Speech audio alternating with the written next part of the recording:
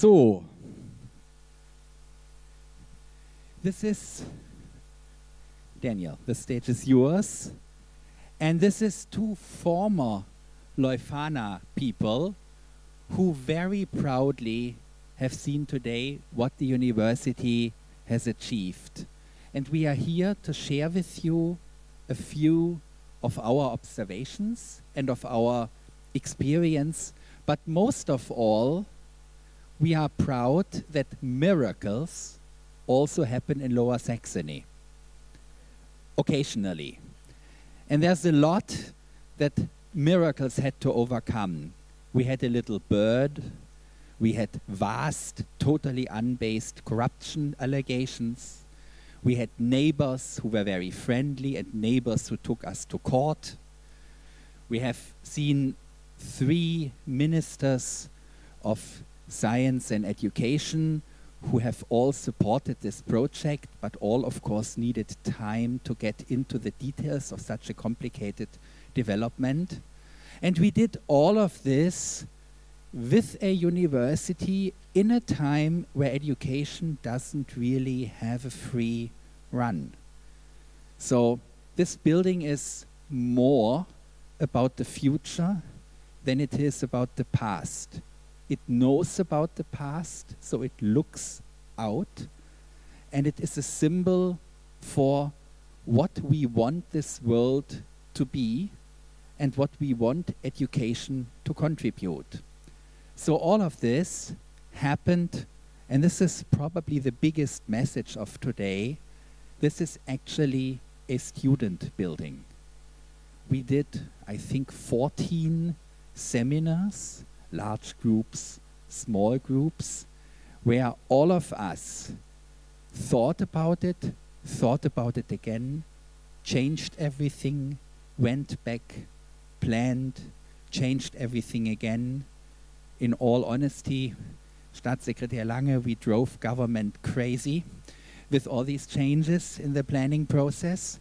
And what you see today is something that is not designed by an architect, but it is designed by a brilliant mind who worked jointly with the brilliant minds of a few hundred students.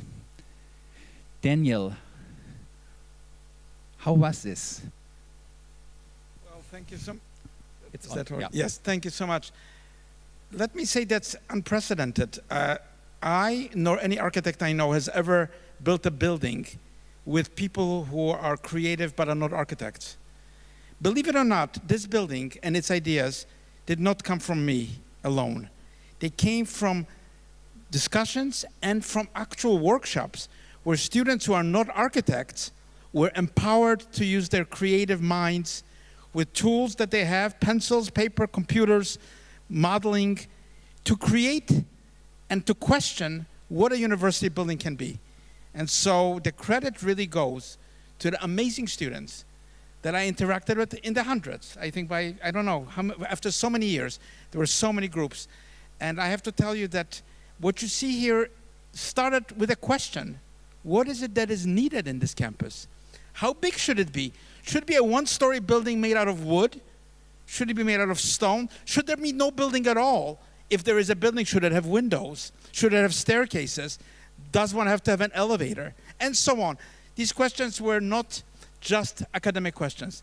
They are really the fundamental questions of architecture. And I do believe that these students in this very, very smart university were engaged in a way that totally shocked me and showed me that there is a mystification in architecture, because most people think they can write a poem, they can even learn to play, a flute. They may even learn how to dance a waltz, but 99% of people here do not think they can build a big building. And I think that's not true. These students did it.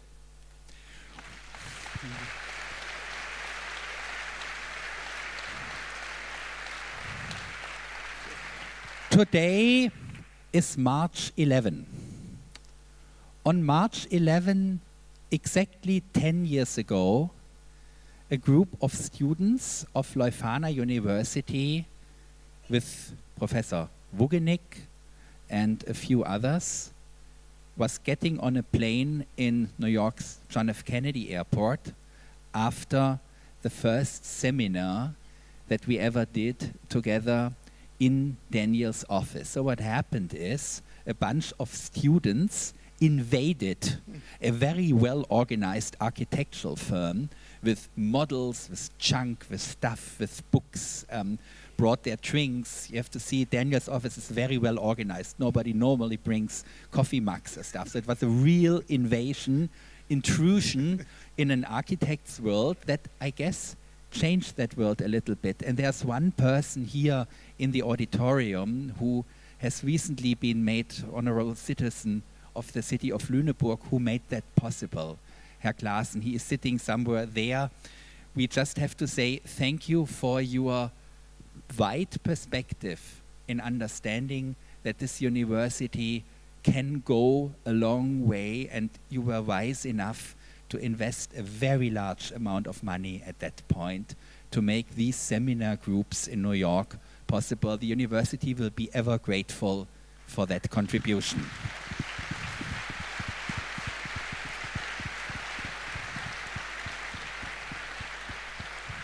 Now, obviously, money is a big deal here. It's a really big deal. It's funny, but people talk about the money, and they don't talk about the money that should be spent. Education doesn't have the easiest ride globally in the moment. So we are looking at a world where probably no other investment is more important.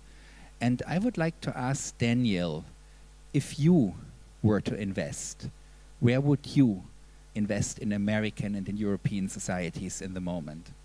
Well, it is obvious as you read the news, turn on your TV, how many billions of dollars, of euros, of pounds are being spent on weapons, on cars, on cosmetics, on luxuries, and how little money in proportion is spent on education. It's really shocking to think that in the 21st century world, the public in general is not aware that the best and most important investment is in people's minds, in knowledge, in education, and of course in the imagination. We know that the world is not just driven by material goods, it's driven by the human spirit. And I think the key, thank you.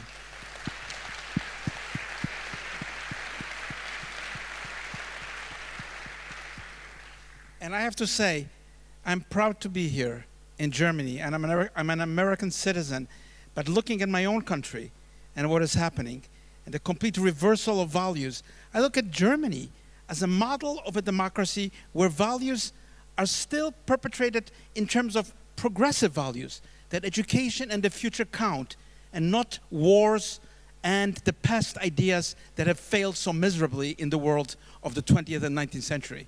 So,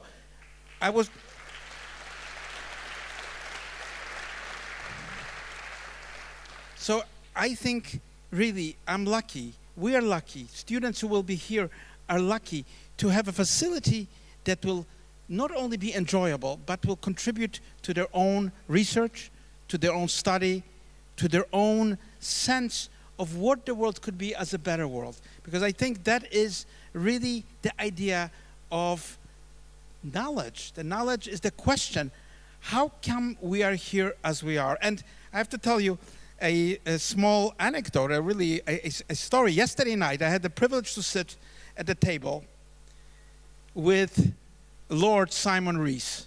Lord Simon Rees is probably, together with Stephen Hawking, the most important scientist in our time.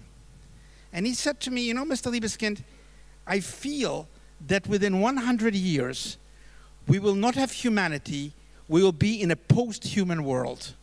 And I said to him, Lord Rees, what do you mean post-human? And he said, yes, the question is ethical.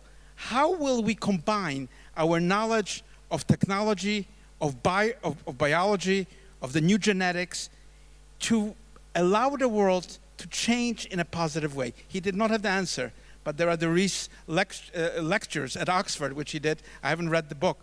But in any case, we are in a transitional period. And I think it depends on the actions we take now. The future is never in the future. The past is never in the past. They are in the present. So,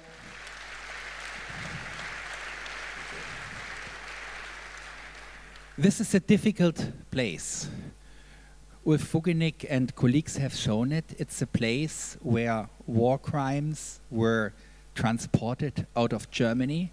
It is a place where soldiers were based who actually bombarded Daniel's home city. So this is not easy to build in such a place. How does history play? How does this history play into your work here for Leuphana University? Well, that's a very good question, because you could not be an architect or a constructor of ideas in your mind without believing in the future. If you're only living in the past, the horizon would be dim. I think there is a future. There is a sense of possibilities. And I think architecture really is the only profession, I always say, whose only criteria is to be an optimist. Because you can be a pessimist almost in everything else. In politics, in military, in business, in music, you can write in a minor key. In poetry, you can have sad poetry. In films, in theater, in opera, there is tragedy. But architecture really is something that sets the stage for a future.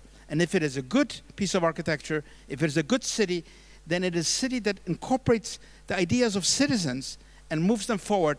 And I'm a believer that that's true, that despite the darkness that sometimes clouds our horizon, this building, if anything, proves that there is a future, and it's a really unexpectedly fantastic future.